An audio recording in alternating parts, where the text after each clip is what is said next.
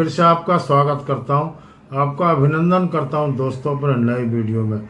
आप देख रहे हैं मेरा यूट्यूब चैनल।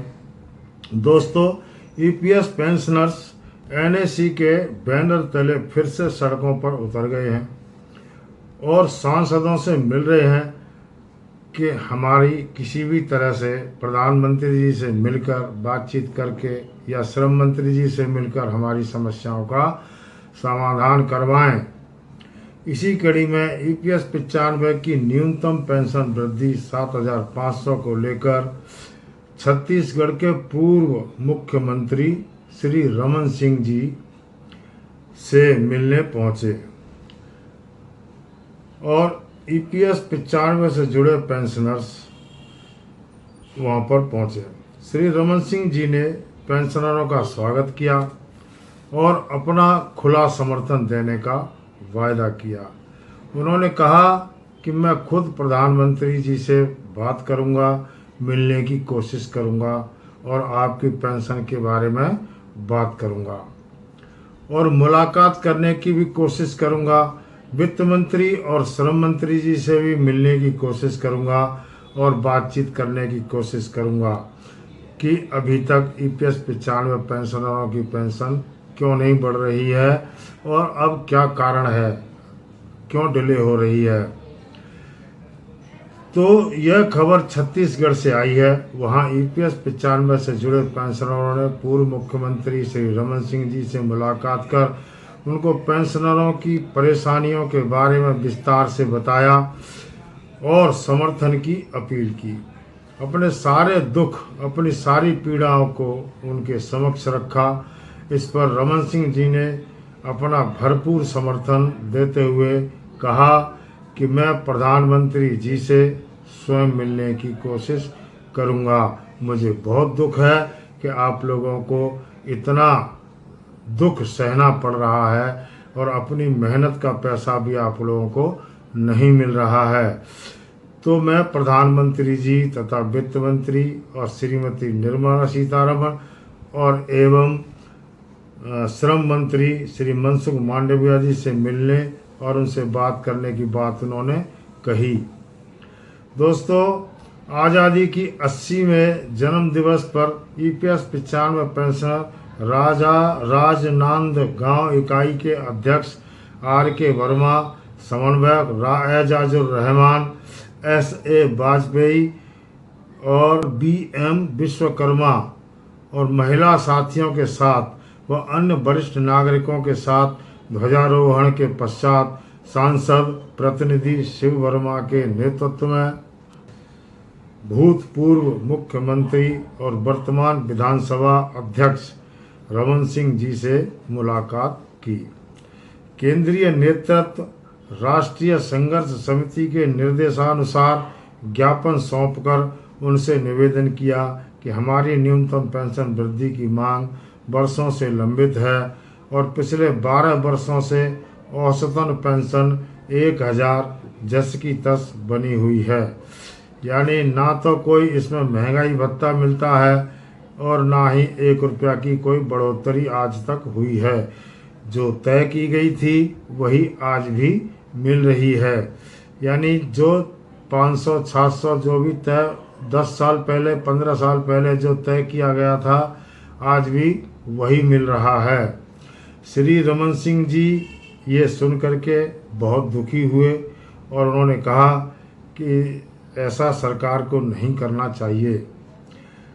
उसी समय 1 लाख रुपया सामुदायिक भवन के लिए मंजूर किया उन्होंने। यानी पेंशनरों ने गांव में भवन, सामुदायिक भवन बनाने की उनसे मांग की कि गांव में कोई भी सामुदायिक भवन नहीं है, शादी विवाह या कोई भी प्रोग्राम करने के लिए हमारे पास जगह नहीं है।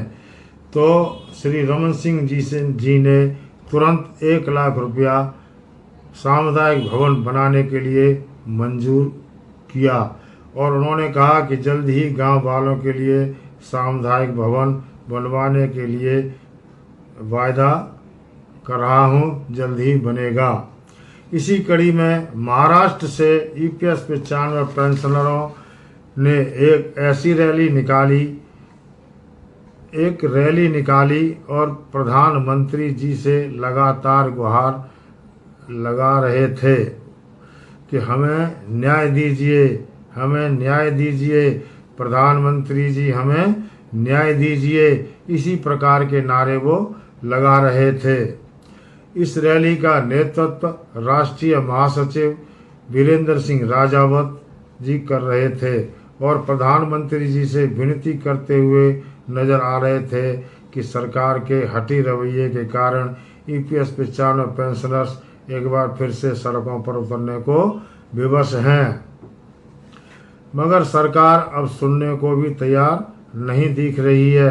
आज जब मैंने सरकारी सूत्रों से जानना चाहा कि ईपीएस 95 पर क्या हो रहा है, कुछ उम्मीद नज़र आ रही है, अगर है तो कब तक उम्मीद की जा सकती है और कितने तक उम्मीद कर सकते हैं, तो दोस्तों उन्होंने बताया कि ईपीएस पेंशन बढ़ोतरी का काम कंप्लीट हो चुका है और वित्त मंत्रालय और श्रम मंत्रालय तथा ईपीएफओ के बीच सभी बैठकें कंप्लीट हो चुकी हैं। लेकिन मंत्री जी क्यों नहीं घोषणा कर रहे हैं, ये बात हमारे समझ से परे है। 8वें वेतन आयोग की चर्चा भी चल रही है कि उसके हिसाब से पेंशन का अमाउंट तय किया जाएगा। मैंने कुछ ज़्यादा जोर देकर पूछना चाहा तो उन्होंने कहा कि सरकार सिर्फ 3000 ही देना चाहती है, मगर डीए पर बार बार बैठक में बहस होती है। अब डीए देंगे कि नहीं देंगे अभी तक तय नहीं हुआ है। देखिए सूत्रों ने भी बताया है कि बार बार डीए पर बहस हो रही है, यानी देखिए सरकार 12 वर्षों में पेंशन बढ़ाने की बात कर भी रही है तो वो भी 3000, और उस पर भी डीए देने से कतरा रही है। और अगर 3000 देने के बाद सरकार डीए नहीं देती है तो उस पेंशन से आगे जाके क्या लाभ मिलेगा, वो भी पेंशन महंगाई से कम नहीं तो 70% नीचे फिर दिखेगी, तो उसमें पेंशनर्स क्या कर पाएंगे। दोस्तों महंगाई इतनी ज़्यादा बढ़ गई है कि 70% से ऊपर महंगाई जा चुकी है। ये सितंबर तक के आंकड़ों के अनुसार 152% तक बढ़ गया है और इसमें अगर 3000 सरकार देने को राजी होती है और डीए नहीं देती है तो ये भी ऊँट के मुंह में जीरे के समान ही होगा। इससे भी पेंशनरों को ज़्यादा लाभ नहीं मिलेगा, लेकिन हाँ ये है कि कुछ राहत शायद मिलेगी। तो दोस्तों मैं सही जानकारी लेने के लिए भाग दौड़ कर रहा था, इसलिए कल की वीडियो मैं नहीं डाल पाया, इसके लिए क्षमा कर दीजिएगा, क्योंकि जब तक मेरे पास सही खबरें नहीं होती हैं मैं उनकी पुष्टि नहीं कर लेता हूं, तब तक वीडियो नहीं डालता दोस्तों। तो जो भी खबर मिली है वही आपके सामने पेश कर रहा हूं। बाकी सरकार के हठी रवैये को देखकर मेरा मन भी बहुत दुखी है।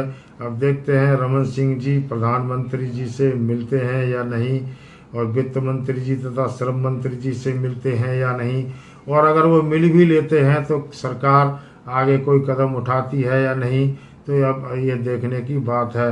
अब दोस्तों सारी समस्या है एजिटेशन की।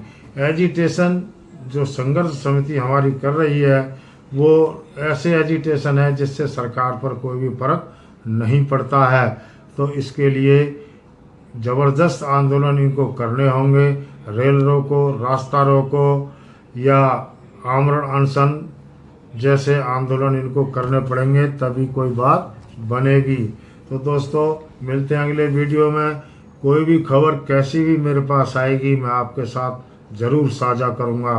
तब तक के लिए मैं आपसे यही कहूँगा कि जो YouTube पर जो वीडियो चल रहे हैं कि पेंशन बढ़ गई है या बढ़ने जा रही है, इस पर आप विश्वास मत कीजिए। अभी सरकार की तरफ से कोई भी कैसी भी खबर नहीं है।